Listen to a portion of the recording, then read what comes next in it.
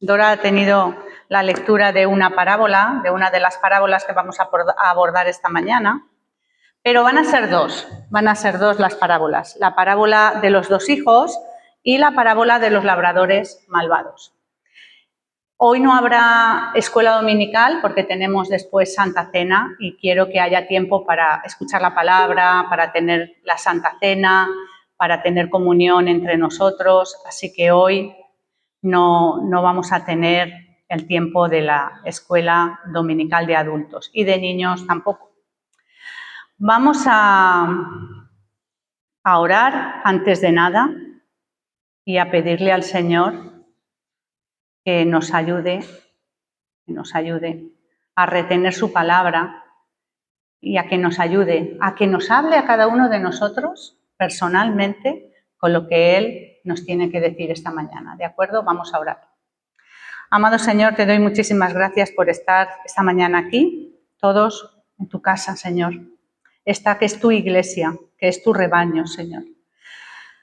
Ayúdanos a abrir nuestra mente y nuestro corazón, nuestros ojos, como hemos cantado, para que podamos entender, podamos asimilar, seamos valientes también y pongamos nuestra vida frente al espejo de la palabra y examinemos dónde tenemos, Señor, que cambiar, si es que tenemos que cambiar algo.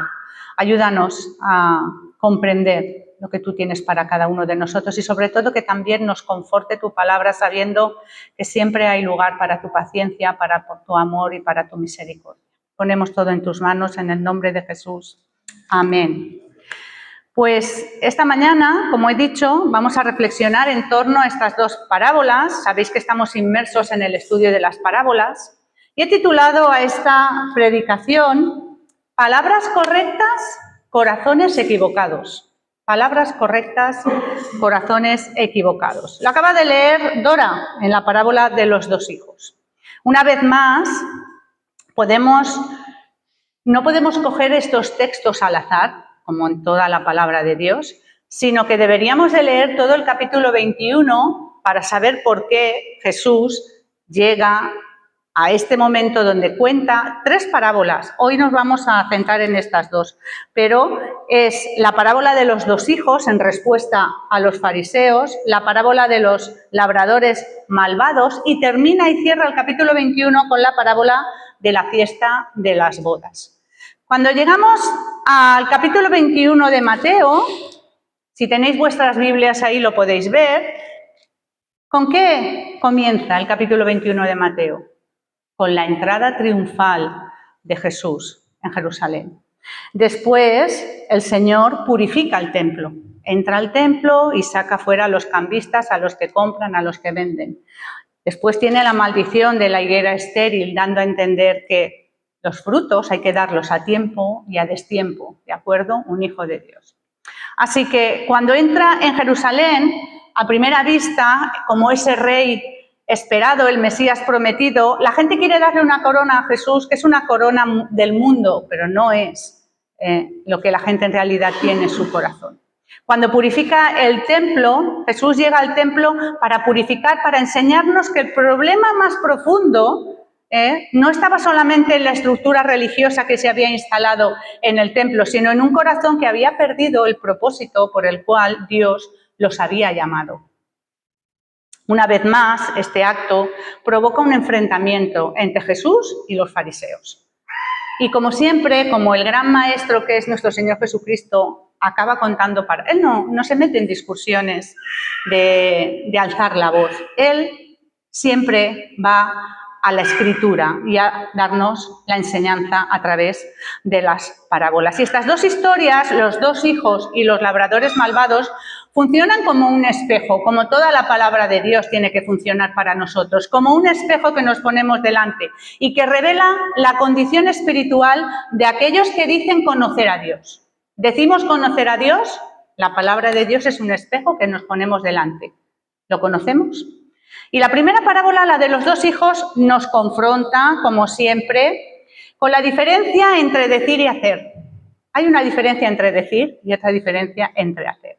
Jesús muestra que Dios no busca una apariencia de obediencia, no busca eso, sino una respuesta verdadera a su voluntad en nuestras vidas. La segunda, la de los labradores malvados, nos lleva más profundo, porque Jesús va siempre profundizando en su enseñanza. Revela el rechazo consciente de aquellos que recibieron el privilegio de cuidar lo que era de Dios, de lo que Dios les había dado. Pero terminaron rechazando conscientemente incluso al Hijo enviado. Es una denuncia del corazón que quiere los beneficios del reino, pero no quiere al rey de ese reino. Así que estas dos parábolas juntas presentan un mismo mensaje. Dios ha enviado a su Hijo, y la pregunta no es solamente si escuchamos su llamado, sino cómo respondemos a él. Porque frente a Jesús no existe la neutralidad, no podemos ser neutrales al llamado de Dios. Podemos rechazar su autoridad en nuestras vidas, aparentar obediencia, fijaos, pero al final cada uno de nosotros deberá examinar su vida, cada uno de nosotros deberemos examinar nuestra vida y evaluar en qué punto nos encontramos frente a lo que Dios demanda de cada uno de nosotros. Hoy estas parábolas, nos invitan a mirarnos a nosotros mismos, a nuestro corazón y hacernos muchas preguntas. ¿Estamos simplemente cerca de Dios? ¿O realmente estamos respondiendo al llamado de Dios? ¿Estamos cerca solo? Venimos a la iglesia, cantamos, diezmamos, ofrendamos, pero ¿nuestro corazón está donde debería estar o está lejos? Esto es lo que realmente nos quiere preguntar el Señor hoy. ¿Estoy dentro de los planes de Dios? ¿De lo que Dios quiere para mi vida? ¿Estoy desafiando su voluntad? ¿La estoy desafiando? ¿Me estoy rebelando frente a su llamado? ¿En cómo quiere Él dirigir mi vida? Porque el problema central entonces, igual que ahora, no es solamente reconocer quién es Jesús y conocer quién es Jesús. El problema, el desafío, el reto para nosotros es aceptar la autoridad de Dios en nuestra vida. Ese es el desafío. Así que Jesús entra en Jerusalén y confronta una vez más a los líderes religiosos, a los fariseos, y ellos tenían conocimiento de Dios, claro que lo tenían, si no lo tenían ellos, ¿quién lo iba a tener? Los fariseos tenían el lenguaje espiritual, tenían la apariencia de religiosidad. Pero Jesús muestra que el verdadero problema no era la falta de información, porque podemos leer la Biblia de cabo a rabo todos los días. Pero si no hay una respuesta sincera de nosotros hacia la palabra de Dios, a lo que Dios quiere de cada uno de nosotros, tendremos mucha información, pero poca transformación. ¿Se entiende esto? ¿A nosotros todo esto también nos confronta? ¿Nos confronta? Debería confrontarnos todo esto. Jesús no solo denuncia acciones externas, sino que revela el estado interior del corazón. Dice Jeremías 17:10, yo el Señor, yo escudriño, que quiere decir examino con mucha atención, eso es lo que quiere decir la palabra escudriñar, el corazón, pruebo los pensamientos para dar a cada uno según los caminos, sus caminos, según el fruto de sus obras. Eso es lo que hace el Señor. Está todo el día examinándonos, viendo nuestro corazón, nuestros pensamientos, nuestras actitudes, todo. Porque Él no duerme, no se cansa, no se fatiga. Así que mi relación con Dios, podríamos preguntar, ¿está construida sobre lo que digo? ¿Sobre lo que aparento, mi lenguaje religioso? ¿O sobre lo que realmente respondo cuando Él me llama? Porque os digo algo, hermanos, de verdad, el ser humano tiene una capacidad de autoengaño tremenda. Una capacidad de autoengaño tremenda. Se nos da muy bien vivir en el autoengaño. Y vivir dentro de esa mentira, como si fuera una verdad, una realidad para nosotros, es muy peligroso. Es muy peligroso. Porque los fariseos vivían ahí, instalados en eso. Así que, primera parábola, los dos hijos. Dios busca obediencia, no solo palabras. Dios busca obediencia. El primer hijo, ¿qué le dijo?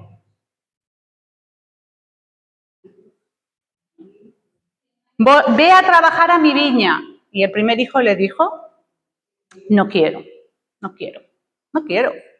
Pero sin tapujos, sin complejos, no quiero. El padre se acerca y le dice, ve a trabajar a mi viña, y dice, no quiero. Y es una respuesta de rechazo, no intenta quedar bien este chico, no intenta quedar bien con su padre, no usa palabras religiosas, no, le dice, yo no quiero, no quiero. Pero después, ¿qué pasó? Que arrepentido fue a trabajar a la viña. Aquí encontramos una verdad muy profunda, muy profunda. El arrepentimiento no es solamente sentirse mal, hermanos, por muy mal que nos sintamos. Porque confundimos remordimiento con arrepentimiento muchas veces. Confundimos remordimiento con arrepentimiento. El arrepentimiento es cambiar de dirección. ¿Qué dijo Juan el Bautista cuando estaba bautizando? Dijo, arrepentíos, metanoia, cambiar de manera de pensar y de manera de vivir. Eso es lo que... Y Jesús utilizó la misma palabra cuando empezó su ministerio y empezó diciendo arrepentíos. No dijo, ¿tenéis remordimiento? Si tenéis remordimiento, no. No es lo mismo remordimiento que arrepentimiento.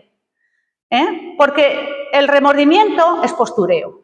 Ya os lo digo yo. El remordimiento es postureo. Hago y vuelvo a caer en el mismo pecado y vuelvo a caer en el mismo pecado y ¡ay, qué mal me sabe! Y ¡ay, qué mal me sabe! No. Cambia, cambia. Nos instalamos en el remordimiento y no en el arrepentimiento. ¿Y es que comenzamos a vivir ahí? Una mentira. Una mentira de que estoy bien con Dios. Como tengo remordimiento, estoy bien con Dios. Si tú no cambias ese pecado que estás cometiendo en tu vida, el remordimiento no te va a llevar a ninguna parte. Te va a llevar el arrepentimiento. O debería llevarte. No es solo reconocer el error, es tomar un nuevo camino. Es tomar un nuevo camino. Los líderes religiosos de la época eran los que decían que obedecían a Dios, pero sus vidas mostraban lo contrario. Tenían un lenguaje correcto, conocían las Escrituras, hablaban de Dios, pero no respondían a su voluntad. No respondían a su voluntad. ¿Nos puede suceder esto a nosotros? Sí, sí nos puede suceder, claro que nos puede suceder. En cambio, los publicanos, los pecadores, las prostitutas, de las que habla aquí al final, por eso Jesús dice al final lo que dice, que estaban lejos de la religión, estaban en los márgenes de la sociedad donde nadie iba a ir a buscarlos porque eran gente inmunda, según los fariseos, que eran tan santos que ellos no querían relacionarse con publicanos, con pecadores. Allí es donde dice Jesús, los últimos, los olvidados, los que nadie quiere juntarse, esos son los que van a ir delante de vosotros al reino de Dios. Porque son los que han dicho, no, pero después arrepentido fueron. Al escuchar el llamado de Jesús, cambian de camino. Esta gente, esa gente, cambian de forma de vivir, esa gente, fíjate, y comienzan a seguir a Jesús. Porque no podemos seguir a Jesús si seguimos siendo los mismos de siempre. No podemos. Fijaos lo que dice 1 Corintios, capítulo 6, los versículos del 9 al 12. 1 Corintios, capítulo 6, los versículos de 9 al 12. ¿No sabéis que los injustos no heredarán el reino de Dios? No erréis ni los fornicarios, ni los idólatras, ni los adúlteros, ni los afeminados, ni los que se echan con varones. Ni los ladrones, ni los avaros, ni los borrachos, ni los maldicientes, ni los estafadores heredarán el reino de Dios. Y esto erais algunos de vosotros, dice Pablo, Y esto erais algunos de vosotros. Pero ya habéis sido santificados, apartados. Santificados es apartado. Santificados. Habéis sido lavados. ¿Por qué? Por la sangre de Jesús. Habéis sido justificados por la sangre de Jesús, en el nombre del Señor Jesús y por el Espíritu de nuestro gran Dios. Y después viene este versículo que nos gusta tanto, todas las cosas me son lícitas, tanto todas las cosas me convienen. Ah, pero ¿te has leído los 2 versículos anteriores? ¿Te has leído? Porque dice, todas las cosas me son lícitas, pero no todas me convienen, mas yo no me dejaré dominar por ninguna. Porque no podemos seguir a Jesús si no hay cambio de manera de vivir. Jesús no presenta aquí a dos hijos perfectos. No está diciendo aquí, porque no los hay. Presenta a dos hijos reales, como tú y como yo. Presenta a dos hijos reales. Ninguno de los dos representa el hijo ideal que llena de gozo y alegría el corazón del Padre. Ninguno. Porque uno le dijo primero no y después fue, y otro le dijo sí y después no fue. El hijo ideal habría sido ¿cuál? Aquel que escucha la petición del Padre y responde afirmativamente al Padre. Sí, Padre, ¿quieres que vaya a trabajar a la viña? Voy. Pero aún así, entre los dos hay una gran diferencia. Y es que uno habló bien, pero obró mal, y el otro, que reaccionó mal al principio, obró bien. Que es de lo que habla Jesús en el último versículo de esta parábola. Y delante del Padre os digo una cosa. Delante del Padre, la obediencia final tiene más valor que las palabras iniciales.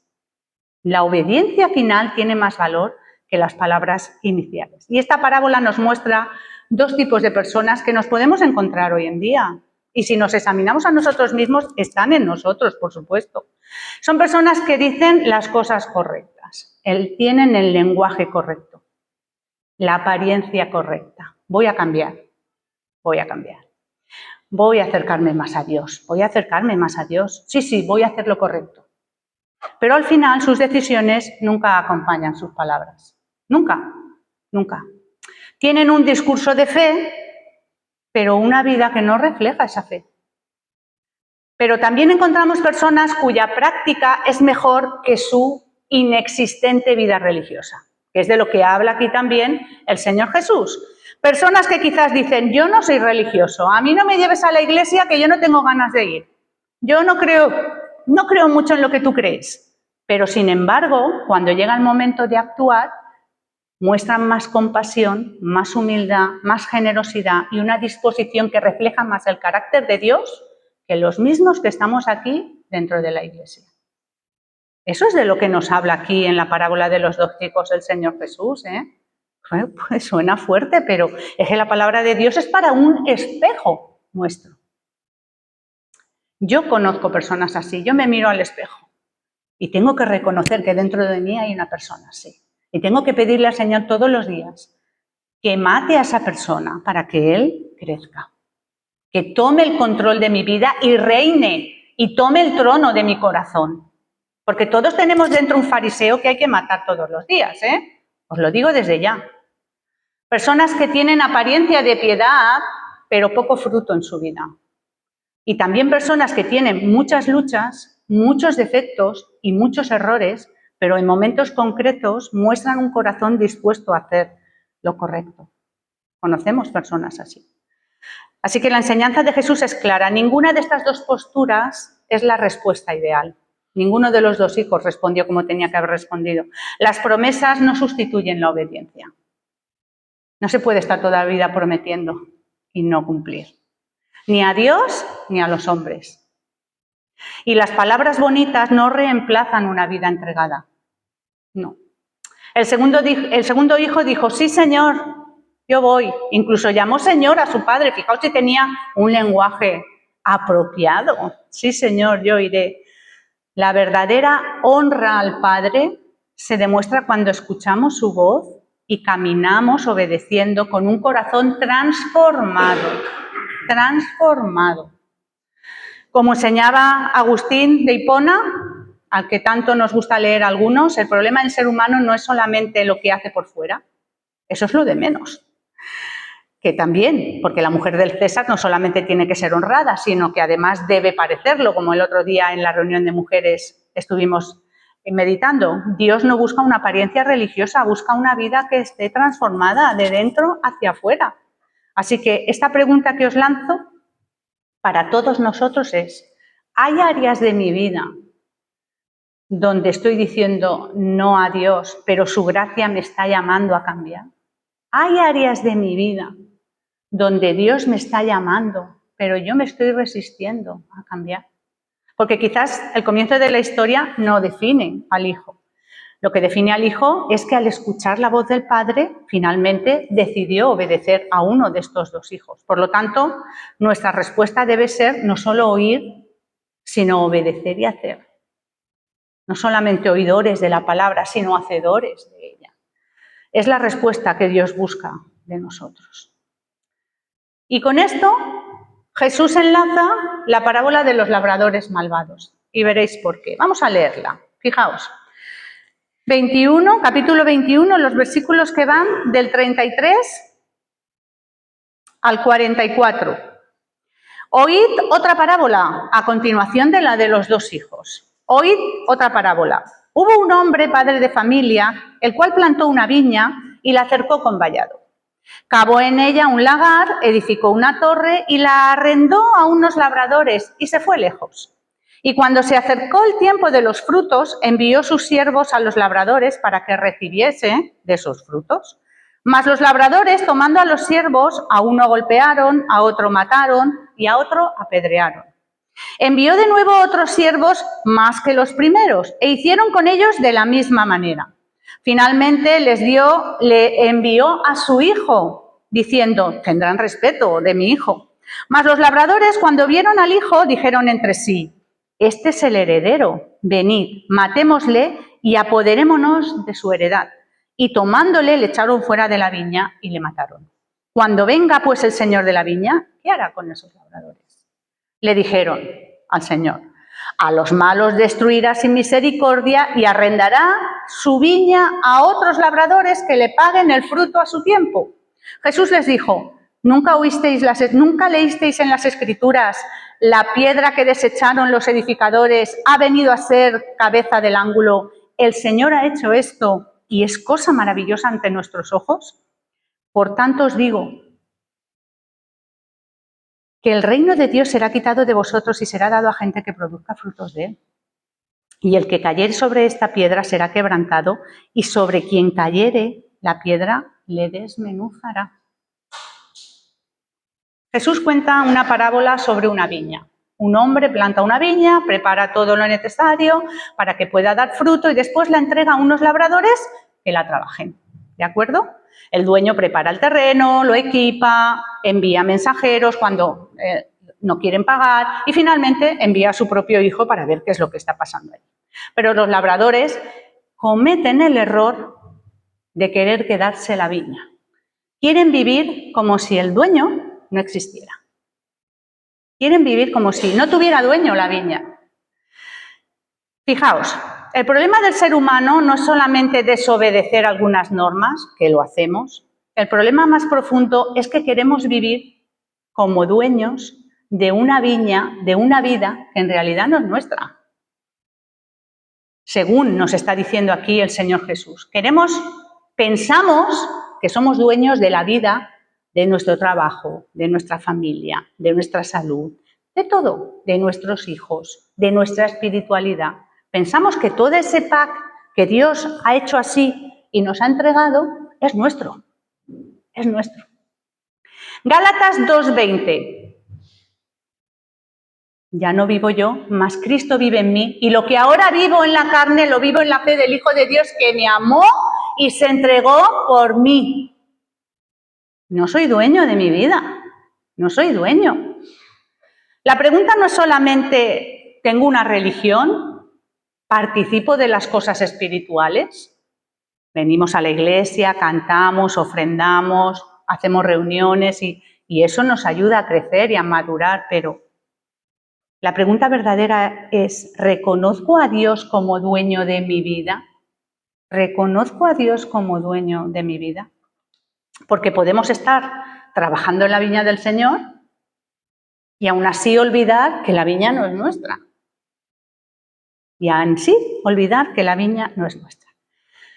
Fijaos, vamos a explicar un poco lo que representa la parábola. Jesús no está contando una historia que no tiene relación con los oyentes, porque los sacerdotes y los fariseos entendieron perfectamente de quién estaba hablando. Vaya que si lo entendieron, siempre lo entendían muy bien, porque siempre hablaba de ellos, porque los tenía en el punto de mira, porque aparentaban pero no eran, porque decían estar pero no pertenecían. Y eso es una enseñanza para nosotros también hoy en día. No es para solamente el contexto en el que el Señor lo explicó, sino que tenemos que extraer la enseñanza para nosotros hoy. Así que Jesús no está contando una historia sin relación con los oyentes, porque los sacerdotes y los fariseos entendieron perfectamente de qué estaba hablando. Si es que su verdadero problema radicaba en que lo entendían perfectamente, por eso se ofendían. Por eso se ofendían. La viña representa a Israel. La viña era Israel, porque el Señor, por todo el Antiguo Testamento, no se cansa de decir que su pueblo elegido es su viña, es su viña. Isaías 5:7 es un ejemplo, donde Dios compara a Israel con una viña que Él plantó y que Él cuidó, y que Él cuida. El dueño de la viña es Dios, de esta parábola, quien eligió, cuidó y acompañó a su pueblo, ¿de acuerdo? Los labradores, ¿a quién representan? A nosotros. Y en aquel momento a los líderes religiosos, pero nos está hablando a nosotros, aquellos que tenían la responsabilidad de cuidar espiritualmente al pueblo y ayudarlo a acercarse a Dios, y no lo estaban haciendo. Los mensajeros que envió el dueño, ¿quiénes fueron? Los profetas. Los profetas que Dios fue mandando al pueblo de Israel para advertirles, para llevarles el mensaje, y que uno tras otro, como les dijo Jesús, al que no apedreasteis, lo matasteis. Al que no apedreasteis, lo matasteis a los pies del altar. Eso se lo dijo Jesús a los fariseos. Y el Hijo es el Señor. Y el Hijo es el Señor. Jesús está diciendo algo muy fuerte aquí. Él no es simplemente un mensajero más. Él es el Hijo de Dios, el Mesías prometido que viene a la viña del Señor. Lo impactante de esta parábola, para aquella época y para esta, es que no era una historia extraña para la gente de aquel tiempo. Y era tan común entonces como ahora, que si alguien te alquila algo y te alquila una tierra, tú esperes que te paguen, ¿verdad? Y que te den el fruto, el pago del rédito que tú has alquilado. Por eso Jesús, cuando contó esta historia, sus oyentes entendieron perfectamente, porque no les dijo nada que no sucediera en aquel momento. Pero los líderes religiosos rechazan al Hijo. Jesús estaba haciendo algo más profundo, les estaba anunciando lo que iba a pasar en la cruz. Porque acaba la parábola diciendo, mataron al Hijo, y vosotros me mataréis a mí. Eso es lo que le está diciendo Jesús a los fariseos. Lo que esta parábola nos enseña son varias cosas. Nos enseña acerca de Dios, nos enseña acerca de las personas y nos enseña acerca de Jesús. ¿De acuerdo? Y lo que nos enseña acerca de Dios es, primero, que Dios confía en nosotros. Increíblemente, y por su misericordia, Dios confía en la humanidad, en sus hijos. El dueño de la viña que entregó a los labradores la viña y se marchó confiando en que harían su trabajo. Y esto muestra que Dios confía en nosotros. Él nos concede el privilegio de participar en su obra.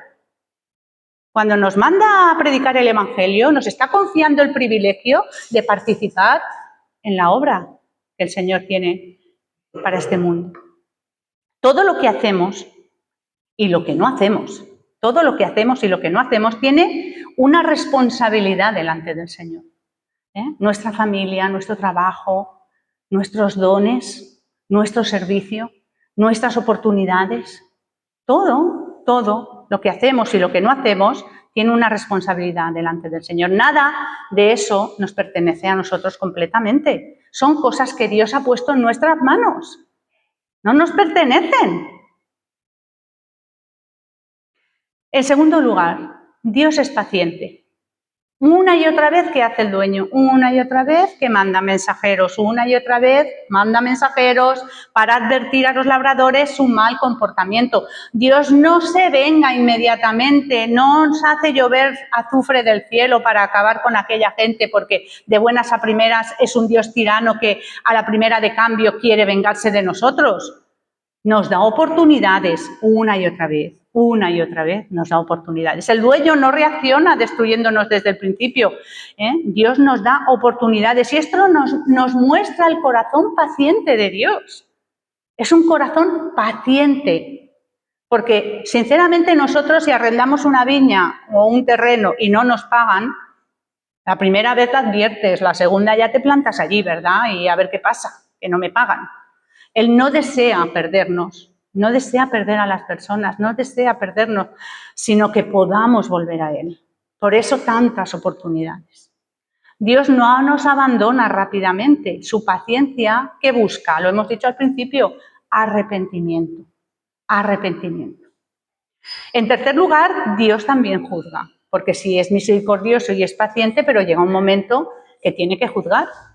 Ahora, el juicio de Dios no es como muchas veces nosotros nos imaginamos, porque la paciencia de Dios no significa que no le importe a Dios cómo vivimos. No. Que Dios tenga paciencia con nosotros no quiere decir que no le importe lo que hagamos con nuestras vidas. ¿Cómo creemos nosotros que se manifiesta el juicio de Dios en una persona que vive como quiere? Es una pregunta que os hago para que la meditéis vosotros interiormente. ¿Cómo creéis que se manifiesta el juicio de Dios en una persona que está viviendo a espaldas de Dios, que dice ser hijo de Dios, pero está viviendo en el arrepentimiento, pero no, en el remordimiento, pero no en el arrepentimiento? Al final el dueño toma una decisión, que le quita la viña a aquellos que no fueron fieles y se la entrega a otros. El juicio de Dios muchas veces empieza cuando perdemos aquello que Dios nos había confiado. Ese es el juicio de Dios. Nos quita aquello que nos había dado. No hace falta que caigan bolas de fuego del cielo para que nos consuman, hermanos. No.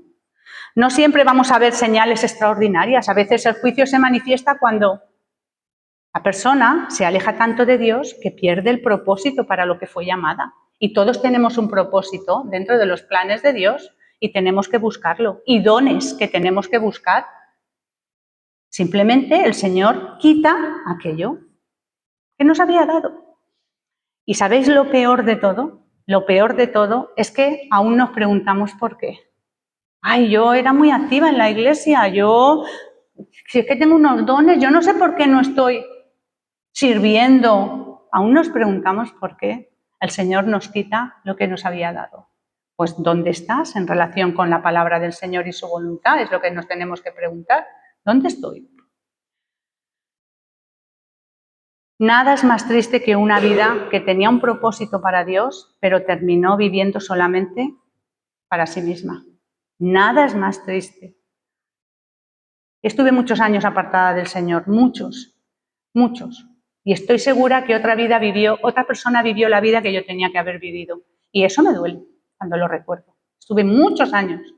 Estoy segura de que alguien vivió esa vida que Dios tenía preparada para mí. Y que en su infinita misericordia ahora estoy aquí. No tenía por qué haberme llamado otra vez, pero aquí estoy por la gracia de Dios, no por mis méritos, por la gracia de Dios. Lo que esta parábola nos enseña acerca de nosotros, fijaos. Tenemos un privilegio enorme, hermanos. Cuando Dios nos llama a una tarea, también nos da lo necesario para realizarla. Nos capacita. El dueño de la viña, ¿qué hizo? La acondicionó, ¿verdad? Y se la entregó a los labradores. Pues con nosotros hace igual. Nos capacita para llevar a cabo la obra que quiere que llevemos. Nos capacita de todo lo necesario. El dueño no dejó a los labradores sin recursos. Preparó la tierra, puso un cerco, construyó una torre, construyó un lagar. Y así ocurre con nosotros también. Dios no nos llama sin darnos las herramientas, no nos convertimos al Señor, no estamos en una iglesia, ponemos en oración un ministerio y el Señor nos dice, apáñate. No, el Señor dice, vale, ora por esto y voy a ver si es la voluntad de Dios y a ver si Dios me da. Y os digo una cosa, si yo estoy orando por una cosa y el Señor me la concede y eso me aparta de Dios, las bendiciones de Dios nos acercan a Él, no nos alejan. Las bendiciones de Dios nos acercan a Dios, no nos alejan. Nos da dones, nos da recursos. ¿Qué estamos haciendo con ellos? ¿Qué estamos haciendo con nuestros dones y recursos? En segundo lugar, tenemos libertad. Dios no actúa como un jefe que controla todos los movimientos que hacemos, donde vamos, que decimos, nos da libertad, nos da una responsabilidad, pero la libertad siempre viene acompañada de ¿estoy siendo responsable? La libertad de nuestra vida es ¿estoy siendo responsable con lo que Dios me ha dado? ¿Qué estamos haciendo con lo que está en nuestras manos que Dios nos ha dado? Que es todo, que es todo. ¿Lo estamos poniendo al servicio del Señor o nos hemos olvidado ya de quién es el dueño? Porque un día tendremos que rendir cuentas. ¿Os acordáis de la semana pasada de la parábola de los talentos? Pues lo mismo, porque vamos a tener que rendir cuentas de lo que Dios nos ha dado. Tendremos que responder delante de Dios cómo hemos utilizado todo lo que Él nos ha dado. No solo por lo que hicimos, sino también por lo que dejamos de hacer, como la parábola de los talentos. Me diste, pero yo no fui a sacarle rendimiento. Si lo que nos ha dado el Señor es para que cree fruto. Y nos habla del pecado, de la rebelión consciente del ser humano ante Dios. Santiago 1, 14 al 16. Fijaos. Santiago 1, del 14 al 16.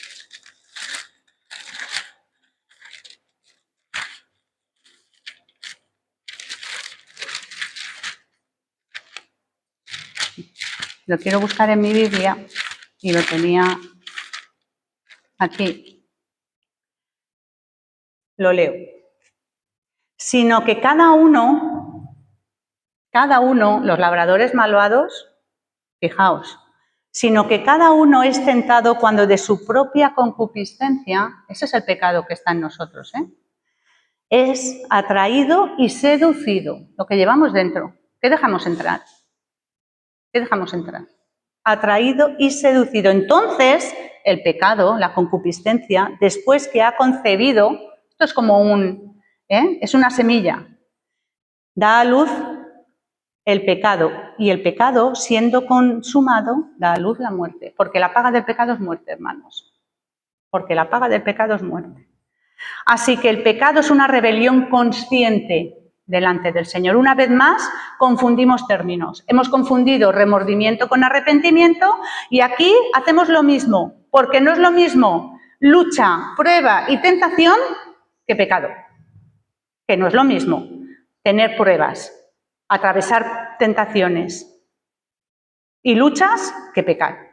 Porque hay personas que se escudan toda la vida en esto y pecan una y otra vez, y pecan una y otra vez, y pecan una y otra vez. Los labradores no se equivocaron sin querer, No. Ellos tomaron decisiones conscientes, rechazaron al dueño porque querían quedarse con aquello que no les pertenecía. ¿Qué había en el corazón de esos labradores? Pues 2 de Timoteo 2:5 nos lo dice. Dice, 2 de Timoteo 2, versículo 5. Segunda de Timoteo, pues no, me he equivocado. El pecado está en el fondo de todo. ¿Qué quiere decir que elegimos nuestro propio camino? Eso es lo que nos quiere decir. Que elegimos nuestro propio camino sabiendo que Dios tiene un camino mejor. Eso es lo que hacemos. Pero para conocer ese camino hay que andar por ese camino. ¿Y quién es el camino, la verdad y la vida? Jesús. Y si no estamos cerca de Jesús. Así que a veces pensamos que rechazar a Cristo significa solamente decir no. Pero no es la cuestión, porque usar el nombre de Cristo, pero vivir ignorando sus enseñanzas, es negar a Cristo. Y tener una apariencia de religiosidad mientras el corazón que le pertenece a Dios no está con Dios, es negar a Cristo. Y buscar reconocimiento espiritual en lugar de humildad y servicio es negar a Cristo. Acercarnos a Dios solamente cuando necesitamos algo es negar a Cristo. Usar la religión para justificar nuestro orgullo, nuestra dureza y nuestra falta de amor es negar a Cristo. Negarnos a perdonar cuando tenemos que perdonar es negar a Cristo. Convertir la fe en una tradición externa, como hacían los fariseos, sin una relación real con Dios, es negar a Cristo. Poner el dinero, el éxito, la comodidad o la ambición en lugar que no le pertenece, sino que le pertenece solo a Dios, es negar a Cristo. Ser indiferentes al sufrimiento es negar a Cristo. Y hablar de Dios para controlar a otros, en lugar de servirlos, es negar a Cristo. Y así podríamos seguir. Y así podríamos seguir. La pregunta sigue siendo, ¿estamos trabajando en la viña de Dios o estamos intentando adueñarnos de ella? Lo que la parábola dice acerca de Jesús, y vamos concluyendo, es que él era mucho más que un profeta, mucho más. Los que habían venido antes de él eran mensajeros. Eso es lo que está diciendo el Señor, eran siervos. Pero Jesús era el Hijo de Dios, el enviado. La parábola nos muestra que Jesús sabía perfectamente que lo iban a rechazar. Él no fue a la cruz con los ojos cerrados, fue con los ojos muy abiertos, consciente de lo que iba a pasar. No fue ningún accidente, hermanos. El hijo de la viña, el hijo vino, no porque perdió el control de la situación, sino porque controlaba la situación perfectamente, porque venía a salvarnos. Voy a concluir, hermanos, y sé que hay mucho que meditar aquí esta mañana para cada uno de nosotros, o al menos espero que así sea, porque ha sido un tiempo de preparar la predicación que a mí me ha confrontado mucho. Así que al terminar estas dos parábolas, Jesús nos deja frente a preguntas y decisiones que nadie debería evitar, ¿Qué hacemos con el Hijo de Dios que ha sido enviado aquí, a este mundo? ¿Qué hacemos con él? ¿Es un accesorio más en mi vida, Jesús? ¿Es un accesorio más? ¿Tiene autoridad en mi vida, Jesús? ¿Tiene autoridad? ¿Vivo en el remordimiento? ¿O de verdad que ya de una vez voy a acabar con el pecado que me asedia y voy a romper con estructuras de pecado que en mi vida van a acabar desmantelando mi trabajo, mi familia, todo, porque el pecado lo abarca todo, ¿Le concedo autoridad en mi vida al Señor? ¿Le concedo? ¿Le priorizo a Él? ¿Es mi modelo? ¿Es mi guía? ¿Es mi luz en medio de la oscuridad? ¿Él? ¿Quiero solo los beneficios de ser hijo y no la responsabilidad de ser hijo? ¿Quiero los beneficios y no la responsabilidad? La primera parábola nos enseña que los hijos de Dios también corren el peligro de rechazar a Dios. Claro que sí. Claro que corremos el peligro. Y su llamado y su autoridad, aún dentro del conocimiento de Dios. Una religión con privilegios, queremos a veces, una religión con privilegios. Sin embargo, otros que parecían estar lejos respondieron cuando escucharon el llamado. Esto es lo que nos quiere decir el final de la parábola de los dos hijos. Y esto nos recuerda que no basta con estar cerca de las cosas de Dios, con la apariencia de religiosidad. Necesitamos un corazón que se rinda todos los días verdaderamente al Señor, todos los días, todos los días. La segunda parábola, la de los labradores malvados, nos enseña que la piedra que algunos rechazaron se convirtió en la piedra principal para construir. Porque Jesús sigue siendo el único fundamento, hermanos, el único fundamento para construir nuestras vidas, el único. Los versículos 43 y 44 de la parábola de los labradores malvados dice: por tanto os digo que el reino de Dios será quitado a vosotros y será dado a gente que produzca los frutos de él. Y el que cayere sobre esta piedra será quebrantado, y sobre quien ella cayere le desmenuzará. Y cuidado, hermanos, de verdad, y esto me ha tocado profundamente el corazón. No es lo mismo caer rendido a los pies de Dios y ser quebrantado que Jesús caiga sobre nosotros y ser destruidos y desmenuzados. Por eso dice lo que dice el Señor al final. Así que cuidado de no ser nosotros los que caigamos delante de esa piedra para ser quebrantados y no corregidos, porque es un peligro que podemos correr. Así que el versículo 45 lo que nos advierte y la pregunta que nos deja es que ¿entendemos nosotros que esta parábola también nos habla a nosotros y no solamente a los fariseos? Hoy el Señor no nos llama solamente a admirarlo, sino a reconocer su autoridad sobre cada uno de nosotros y construir nuestras vidas sobre Él. Y no importa la edad que tengamos, seamos jóvenes, seamos mayores o muy mayores. No importa, nunca es demasiado pronto ni demasiado tarde para entregar tu vida a Cristo. Nunca. No endurezcamos el corazón como aquellos labradores que quisieron quedarse con una viña que no les pertenecía. Que cuando Dios nos hable, encuentre Él en nosotros un corazón dispuesto a arrepentirse, a obedecer y a dar fruto. Porque la pregunta final sigue siendo la misma, hermanos, sigue siendo la misma. ¿Estamos rechazando al Hijo o estamos edificando nuestra vida sobre Él? Esa es la pregunta que al final nos quiere dejar el Señor en nuestras vidas. Pues que el Señor bendiga su palabra, que de verdad que bendiga nuestras vidas, que nos transforme, que seamos transformados a su imagen día a día y que nos ayude a que la palabra de Dios siempre nos hable en primera persona. Amén. Vamos a apagar